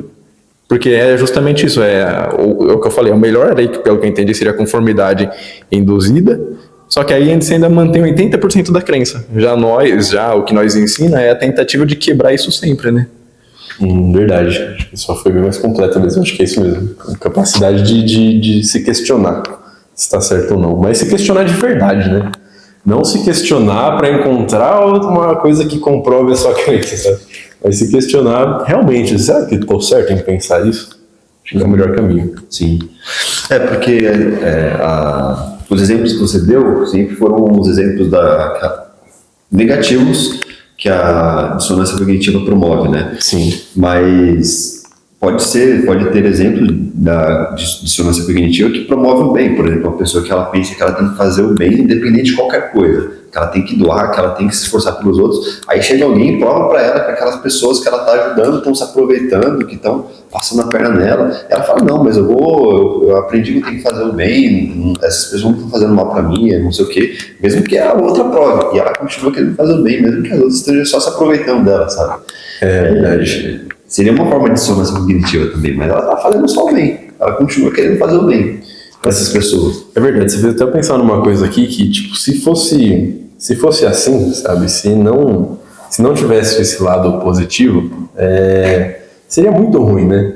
Porque tem pessoas que já são descrentes da vida, sabe, que já são descrentes do amor, e elas conseguem trazer uns pontos que faz sentido. Que você escuta e pensa, caramba, é verdade, a pessoa passou por tudo isso, até que é lógico que ela passe a acreditar que talvez essas coisas não existem.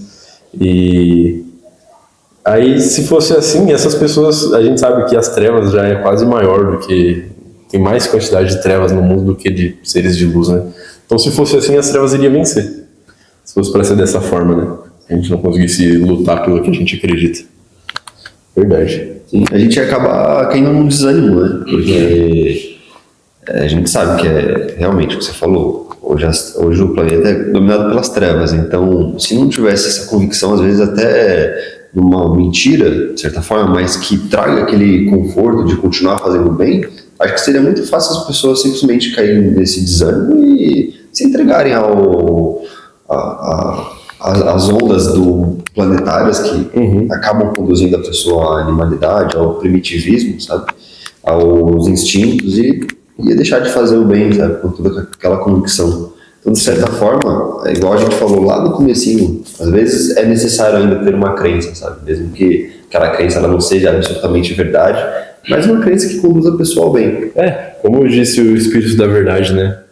Com Allan Kardec, que toda crença que conduz ao bem é louvável. Eu acho que é assim também, sabe? Eu acho que é importante, sim, nós sermos buscadores da verdade, lógico. Mas eu penso que o mais importante mesmo, talvez ainda um pouco mais importante, é realmente as obras, né? Se a pessoa está tendo uma crença, mesmo que a pessoa é ateu, mas ela está tendo a crença, ela está tendo as ações boas, sabe? Porque é uma coisa que eu acho que é muito inevitável de se acontecer. Uma pessoa que faz o bem, independente da crença, ela não cai na disfunção cognitiva, eu acho, do meu ponto de vista. Porque o fato daquela pessoa fazer o bem começa a fazer ela refletir, sabe? Eu acho que o fato dela fazer o bem já mostra que ela refletiu, sabe? Porque qual que é o sentido, sabe? Uma pessoa é ateu, não acredita em Deus, não acredita em nada, mas está fazendo bem. Por quê? Sabe? Ela teve que refletir em alguma coisa. Talvez foi uma reflexão um pouco mais materialista, não, porque nós convivemos em sociedade. Mas ainda assim, sabe? Então ela tá fazendo bem, ela teve que refletir um pouquinho, sabe? Eu acho que de bem em bem que ela vai fazendo, à medida que ela vai percebendo e conhecendo novas pessoas e conhecendo novas crenças, né? Porque cada pessoa tem uma. Eu acho que é inevitável que a pessoa acabe não sendo uma buscadora da verdade, mesmo que sem querer, sabe? Eu acho que é uma coisa um pouco inevitável de se acontecer, sendo bem sincero. Uma coisa que eu percebo muito, eu já conheci muita igreja que eles fazem o bem, mas eles encontram uma forma de fazer o bem e manter a dissonância cognitiva, que é como? Só ajudando as pessoas pobres que são daquela religião. Entendeu? Então, não, a gente leva cesta básica para as famílias que estão passando fome. Aí vai ver, passando fome, famílias que estão passando fome. Aí vai ver, só leva para as famílias daquela igreja. Então, nossa, olha como o Senhor hoje nos levou para conhecer nossos irmãos daquela igreja. Qual que é o sentido, sabe? Então, assim, ela consegue arrumar uma forma de fazer o bem, mas sem refletir. Então, acho que uma pessoa que faz o bem de verdade, sem olhar a quem, né, fazer o bem sem olhar a quem, é inevitável que ela não caia na disfunção cognitiva, né, na dissonância cognitiva, né. Sim, mas ainda há pessoas que, mesmo sendo de uma religião e tendo uma fé cega em determinada coisa, elas optam por fazer o bem indeterminadamente, incondicionalmente, seja lá para que pessoa, tipo de pessoa que for, mas elas mantêm tipo dentro delas a crença de que a minha religião é a verdade, mas eu devo respeitar as dos outros. Uhum. Então ela mantém a fé dela, mesmo que não seja verdade, mas ela mantém assim, tipo, independente de quem for, da fé da pessoa, eu vou fazer o bem porque é o meu dever, mas isso não deve afetar a forma como eu penso. O que você diz a respeito disso? Eu acho que não deixa de ser a dissonância cognitiva, sabe? Eu acho que se a pessoa se priva, sabe? Acho que se ela se priva mesmo, 100%, igual você já falou que ele já conversou com os espíritos aí, bons, assim, de luz até, que tem lá, andando ainda com a Bíblia debaixo do braço, né? E não adianta, você vai conversar com eles, não adianta, não dá pra conversar, sabe? Eu acho que não deixa de ser dissonância cognitiva. Mas eu acho que a doença mesmo, sabe? A doença da dissonância cognitiva tá na pessoa que é idiota. Essa é a palavra, essa pessoa que é idiota. Ela não quer conversar com ninguém, qualquer um que ela quer desrespeitar, que não converse com o que ela acredita.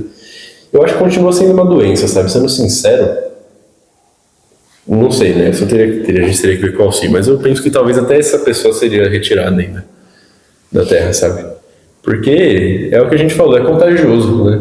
Então se a pessoa é assim, mas é a respeito da religião, mas ela ainda está privando a evolução, sabe? Ainda está privando a pessoa que ali convive com ela de evoluir, não consegue conviver, não consegue estudar, não consegue refletir.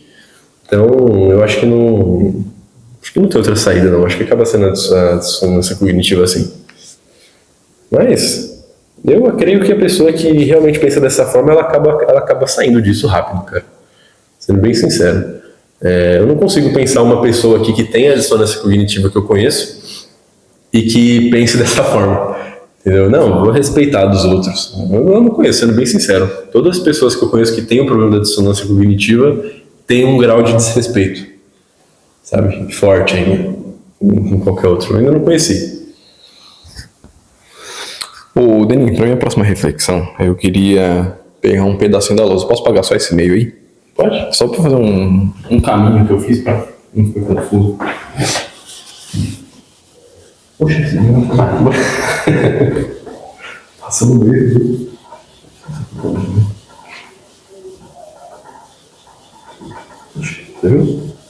Pegar rapidinho, a vida não. Eu tava vendo que... Deixa eu ver isso aqui. Peraí. Vou cortar esse pedaço. Peraí, segura aqui, por favor. Quer colocar no celular aí? Pode ser. Eu tava vendo que o medo principal, pelo que nós sempre falamos nas palestras, o medo principal é o medo da morte, né? Nós sabemos que isso é o que a pessoa mais tem medo. Ixi, tá meio... Usar vermelho, esse daí tá ruim. Pode ser.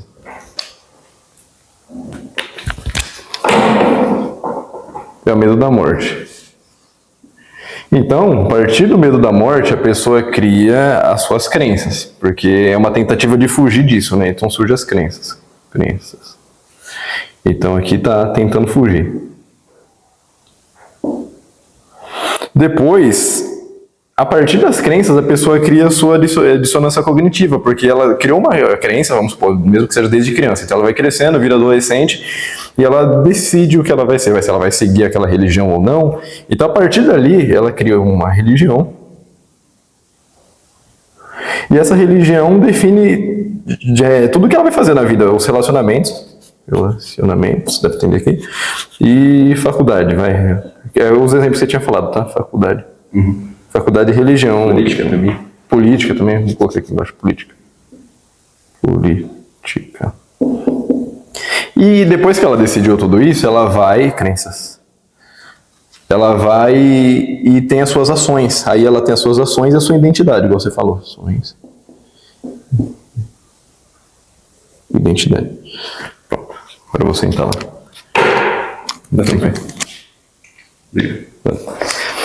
Então, eu estava vendo que, por exemplo, se a pessoa tomou já as suas ações, aí que entrou o problema, porque se ela decidiu muitas coisas já, é como se a vida dela fosse aquilo. E como ela tem medo da morte, ela mudar a sua crença, ela vai pensar de novo nessa questão de ir para o inferno. Então o problema da dissonância cognitiva é justamente o medo da morte.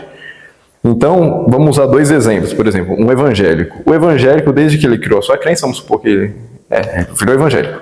Ele, a partir dali, tudo virou uma dissonância cognitiva, porque até a roupa que ele vai usar, ele criou essa dissonância, né? Ou seja, ele pensou, a roupa que eu uso agora e a roupa que eu vou ter que usar para ser o mais digno. Foi a dissonância, né? Que é igual você explicou, é dois pensamentos. Como que eu vou resolver esse pensamento? Então ali ele definiu.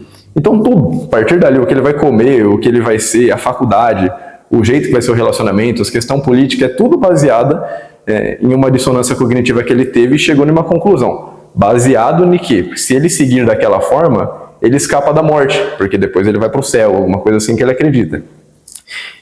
Então, até um outro exemplo agora, porque eu quis usar um exemplo mais de boa e um mais pesado, que seria a questão da prostituição. Eu já conversei com uma prostituta e ela falou que, do ponto de vista dela, Deus existe, ela se importa com Deus bastante, mas para ela Deus não está ligando nem um pouco para a questão sexual. Ela acha que o corpo tanto faz, Deus é espírito, ele se importa muito mais com a sua bondade, a sua caridade, essas coisas, e o seu corpo tanto faz, sexo é um negócio animal e ela acha que Deus não está nem aí para isso.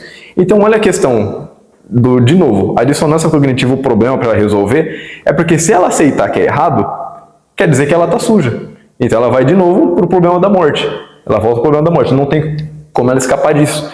Então ela não vai conseguir mudar a sua crença por causa disso. E quando nós tentamos fazer corrigir a pessoa, parece que ao invés de nós pegar por baixo, igual Jesus fez, que é o que eu quero explicar, nós tentamos pegar na crença. E não tem como, por causa disso que eu expliquei. E por isso que também não dá certo esses debates que nós falamos de 1 contra 30 ou coisa assim, porque nós estamos pegando na crença, sendo que a crença é só a parte, igual um iceberg, a parte que aparece do iceberg, o problema é outro. Não vai resolver nunca. É a questão do Che Guevara, sabe? A pessoa não consegue mudar a sua questão também porque ela acredita que aquilo é o certo. Se ela tiver errado, ela cai do apoio social que ela tinha. Ela perde essa parte. Então, nós atacamos ali na questão das crenças e não serve de nada, porque a pessoa fica só defendendo com argumentos que não fazem o menor sentido, lógico, e fica esse debate idiota. E quando Jesus foi explicar isso, ele falou, não joguei pérola aos porcos, né? É exatamente isso, é um debate que ninguém está entendendo nada, porque não está na raiz do problema. Então Jesus, eu tracei aqui os pontos que ele fez. Por mim, ele fez esse caminho por baixo. Ele pegou primeiro na ação, porque a ação para mim é a coisa que mais condena, é a questão da prostituição que eu falei. Se ela entender que ela está errada, como que ela vai apagar as ações que ela já teve? Não tem como. Da mesma forma, a justificação do esforço. A pessoa que foi evangélica por 20 anos, como que ela vai aceitar que tudo aquilo foi em vão? Ela não é alguém pura, ela não sabe mais como ir para o céu, como escapar da morte. Então Jesus fez como? A primeira etapa dele foi as parábolas, simples. Por quê? Porque as parábolas não demonstravam nem se a pessoa estava certa ou estava errado. A pessoa abria sua mente ali para questionar. Ela não sabia se Jesus estava confirmando a religião dela ou estava desfazendo da religião dela. A pessoa estava ali aberta e abria a possibilidade de pensar. Refletir profundamente, porque se você parar para pensar, a parábola não faz sentido, sabe? Bem, a pessoa tem que se esforçar um pouquinho para tentar entender. Ela não existe como entender. Ela tem que se esforçar um pouquinho. Depois disso, o que Jesus fez? Julgamentos leves. Então, por exemplo, a questão da prostituição. Ele não veio falar prostituição é errado, prostituição é errado. Muito pelo contrário, ele falou, as prostitutas vos procederão no reino dos céus. Aí, a prostituta vai tentar entender, por quê? Como assim, sabe? O que aconteceu? Aí, ela existe agora a opção dela quebrar a sua crença, porque Jesus não falou, se você for puta, você vai pro inferno. Ele falou que mesmo sendo, tem coisas que você pode melhorar. Aí a pessoa ficou num julgamento leve, então agora quebrou a dissonância cognitiva. Da mesma forma, a adúltera. Todo mundo ia pensar que iria apedrejar ela, e ele falou, não tem que apedrejar não, quem de vocês nunca pecou? Então, primeira parte, e também aos ricos, que eu marquei aqui, né? Os ricos, a pessoa poderia pensar, caramba, eu acumulei por 20 anos muito dinheiro, e agora? Será que eu sou pecador por causa disso? Será que eu vou para o inferno por causa disso? E Jesus falou, não, você não vai para o inferno por causa disso, é só você doar o seu dinheiro. Simples. Aí, é como se você está querendo dizer que ele primeiro já começou a quebrar o medo, né? O que as pessoas tinham. Ele fez um caminho que o medo principal é das ações, pelo que eu entendo, sabe? Porque as ações já foram tomadas, não existe mais como você... Existe agora como você fazer novas decisões certas, mas as ações passadas, as pessoas tinham medo disso. Sim. Então aí cai no ponto 3 que eu coloquei, que aí entra a frase que está no Evangelho do Apócrifo, no Apócrifo, né, de Tomé, que é a verdade vos perturbará e depois vos maravilhará. Porque aí realmente não tem como, Jesus precisa ir um pouco mais a fundo. Então ele fala, precisa mesmo fugir da prostituição, precisa mesmo doar o dinheiro. E aí é um pouco pesado, sabe? Quando o rico ouviu que ele tinha que doar o dinheiro, é um pouco pesado. Mas aí cai naquilo que nós falamos, sabe? No começo a doação é pesada mesmo. Mas com o tempo, nós até vemos que nós recebemos um retorno por causa daquilo. Então nós se maravilha por aquilo, porque se tornou fácil. A pessoa pede e você nem questiona, você nem pensa, caramba, vai me faltar? Não, você só pega e doa. E ainda sente uma coisa que nós sabemos que existe um sistema de recompensa, né? Então nós ainda recebemos dopamina ali de presente, na hora. E a partir dali, entra naquele ponto que é o 4, que eu acho que é a justificação do esforço. Que era o terceiro, que era a livre escolha, que a pessoa vai conseguir quebrar aquilo de que ela é a mais importante, e sim o amor a todos, não só a sua família, que Jesus também falou disso, né? Que até os ladrões e os assassinos conseguem amar a sua família. Que proveito tem nisso? Não tem nada de demais nisso. Então, a partir dali, a pessoa consegue criar uma gratidão e um amor verdadeiro a todos. Quebrando exatamente ao contrário, sabe? Enquanto não nós, mas a maioria das pessoas que tentam impor a sua religião, tenta pegar na crença. Não é a crença que funciona, é as ações que tem que ser pensadas. Cara, meu Deus. Nossa, bem pensado. Tinha pensado tudo isso não. Cara, não faz sentido, Dani. Porque realmente, né, a primeira pessoa já criou a crença por causa de um medo, né, que é o medo da morte. Então não tem como você chegar na pessoa que tá com medo da morte ainda e falar, não, aí tá errado. Não, ele vai continuar com medo do inferno, né? O evangélico tem medo do inferno, pronto. Você chegar nele e falar, não, se você começar... Escuta aqui que o Buda falou também. Já era, vai pro inferno. Então, não dá pra quebrar essa crença porque o medo tá ligado a essa crença, né? E é realmente... Eu achei muito legal isso que você falou das ações, Dani, porque à medida que eu estava estudando, eu vi que existe hoje uma estratégia de marketing, que é você fazer a pessoa tomar uma ação para ela comprar o seu produto, coisa assim. Tipo, já é uma estratégia de marketing que já é estudada já. Então, por exemplo, tem aquela coisa do agradecimento, já viu? De que a pessoa está tentando te vender uma coisa. Aí primeiro ela te dá uma coisa antes, em troca. Ah, sim. E aí você sente que você tem que devolver. Por quê? Porque você tem a crença de que você é uma pessoa humilde, sabe?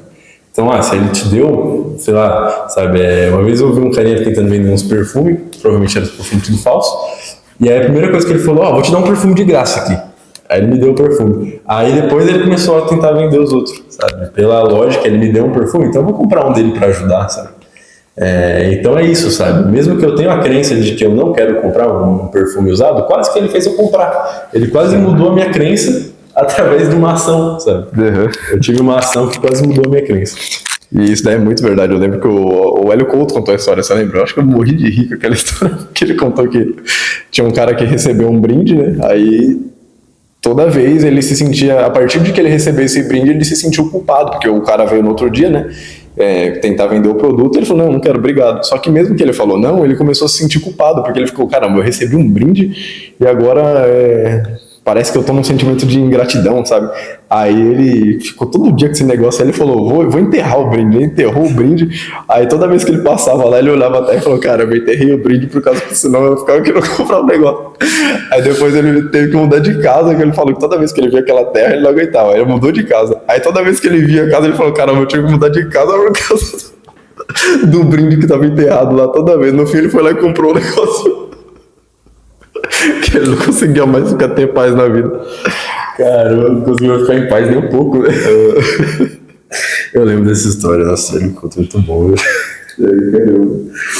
Mas realmente eu gostei bastante dessa reflexão. Principalmente dessa parte das prostitutas, é verdade, sabe? Porque, caramba, isso eu nunca vi. Uma prostituta que fala que acredita em Deus, mas só acha que ele não se importa. Então, nossa, tentar mudar essa crença. Imagina tentar falar, não, isso importa sim. Sim, é muito pesado. Mas é só um exemplo ainda, né? Porque até a pessoa que é satanista, vamos supor assim, a pessoa que é ateu ou que é satanista, todas elas têm uma desculpa, que é exatamente a dissonância cognitiva. Todas elas têm. Alguma que elas acreditam que não vai ter a morte. Porque até aquelas que acreditam que depois que você morrer não vai existir mais nada, é uma crença que é uma dissonância cognitiva, porque todo mundo, já que todo mundo vai para o mesmo lugar, todo mundo vai parar de existir, por que eu não posso vender o corpo então, sabe? Porque não vai ter uma consequência, entendeu? Então eu usei o exemplo da prostituta crente, mas independente de não ser crente, todas as pessoas têm alguma resposta para a morte. Aí que tá. E essa resposta é o que traz as crenças e o viés de confirmação. O viés de confirmação também, né? Mas é a dissonância cognitiva. Verdade. Então, no caso do ateu, ele justifica as atitudes dele com base na ideia de que não vai ter nada depois que ele morrer. Uhum. Isso não é necessariamente por causa do medo, né? Uhum. Porque geralmente as pessoas moldam suas vidas com base no medo da morte, do que vai acontecer depois. Mas o ateu não tem medo da morte, nem o que vai acontecer depois, porque na cabeça dele só vai acabar a consciência dele. Ele tem o medo de estar errado ainda, entendeu? Porque como que ele vai mudar? Como que ele vai começar a acreditar em Jesus agora? Porque Jesus fala que existe vida depois da morte. Aí é pior, porque aí as decisões dele valem a pena. Quer dizer, as decisões dele vão importar. Então, na verdade, ele tem mais medo ainda. Eu acho que na verdade ele tem mais medo. Porque se ele estiver errado, ele está ferrado. Então ele prefere continuar não acreditando para ele conseguir viver em paz achando que está tudo bem, sabe? E aí cai na mesma de todos. Tipo, o evangelho, se ele estiver errado, ele está ferrado. Porque, ou seja, ele seguiu regras que estavam na Bíblia. Se a Bíblia está errada, ele está ferrado. Vai que era o hinduísmo que estava certo. Aí ele se ferrou. E aí a mesma coisa a prostituta, se ela se ferrar, se ela errar, está muito ferrado. É a mesma coisa o ateu. O ateu, se ele errar, ele está muito ferrado. Entendi. E pior que a prostituta que você conversou não estava tão errada, né? Porque se for ver no final das contas, do pai e mãe amantista mesmo, não estava ligando muito se ela está se prostituindo ou não. Então, a questão mesmo vai ser as consequências que ela vai ter no pós-morte, por causa das energias que ela absorveu. Mas Deus realmente não está se importando se ela está se prostituindo, porque ele tem a visão da eternidade, né? Ele sabe que em algum momento ela vai reconhecer a verdade, que ela vai se unificar com ele e vai se tornar um anjo. Mas o problema mesmo é no agora. As consequências que ela vai colher é meio que no presente. Deixa eu só finalizar essa questão da prostituição, só para não ficar dúvidas, né, no ar. O que eu uso para explicar hoje em dia é a questão de que... Imagina que nós estamos aqui vivos e nós decidimos... Tem duas piscinas, uma piscina limpa e uma piscina de lama. Nós decidimos ir na limpa e outra pessoa decide ir na lama suja. que Deus tem a ver com isso, sabe? O que o pai amantíssimo tem a ver com isso? Nada. É a pessoa que decidiu pular ali na lama. A mesma coisa a questão da prostituição. Porque aqui na vida nós não vemos a sujeira que é. Depois que ela gasta toda a sua energia, ela vai para um lugar ruim, que nós chamamos de umbral, que chama de inferno.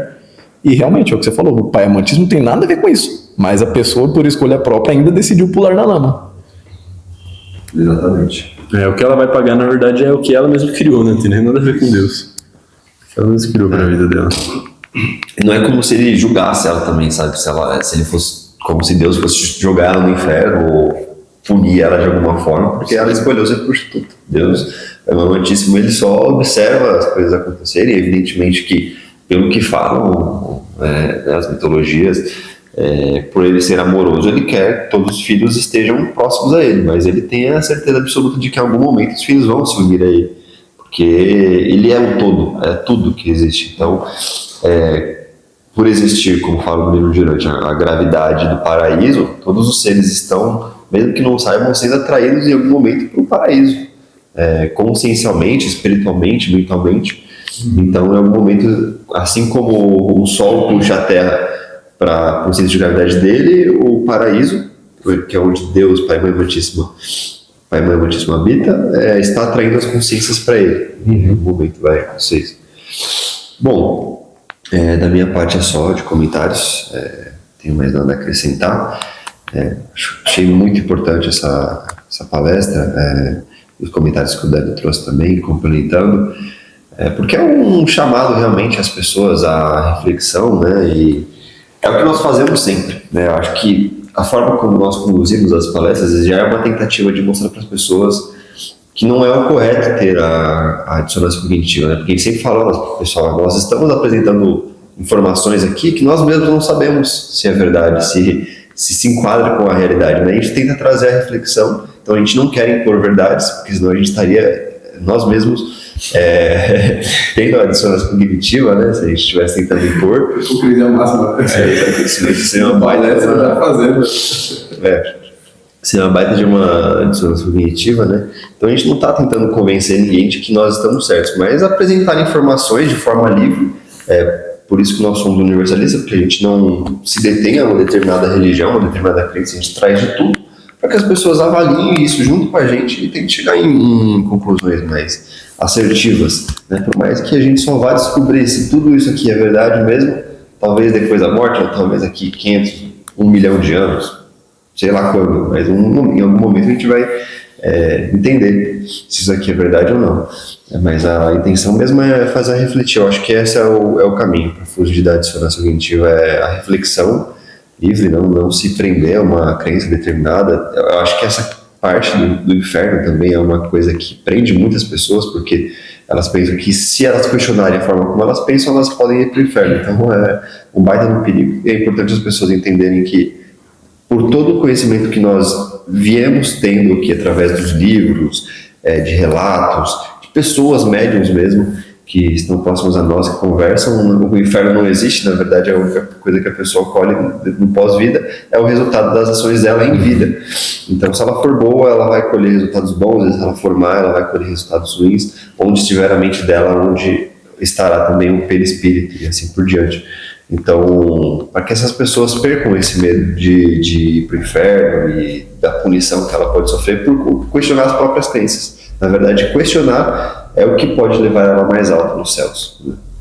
É isso. Muito obrigado, meu irmão, pela palestra e aos mestres e amigos espirituais. Provavelmente o Dani vai ter mais coisas para complementar aqui. Obrigado a todos. Para mim, só para finalizar também, acho que é um conselho só para nós todos, né? Acho que vale para nós três, para quem está assistindo. Porque quando nós... às vezes eu recebo as perguntas no serviço ou em qualquer lugar que eu estou, por que eu não como carne?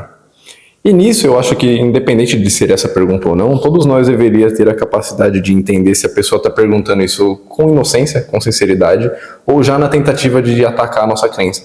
Porque se for na tentativa de atacar a nossa crença, nem começa, ou nem adianta nós tentar começar a discussão. É aquilo que eu falei, vai cair num ataque às crenças, que ninguém vai estar ouvindo ninguém, e vai ser ridículo. Muito provável nós vamos perder a nossa paz, Então, tentar, até nós, quando nós quiserem ensinar a questão da alimentação carnívora, tentar seguir o caminho de Jesus, um caminho onde a pessoa não vai se sentir julgada por a vida inteira ter comido e por gostar de comer, né?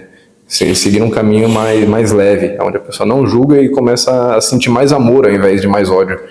Então, eu acho que é muito importante essa questão, porque dissonância cognitiva é uma das questões que fazemos muito na questão da alimentação carnívora, e é um dos pontos que nós mais tentamos defender aqui nisso da Ordem da Cruz do Triângulo, nos nossos trabalhos, né? Acredito que seria, talvez, o maior ponto de defesa que nós queremos mudar no mundo hoje em dia, que é para cumprir as 3 regras, né?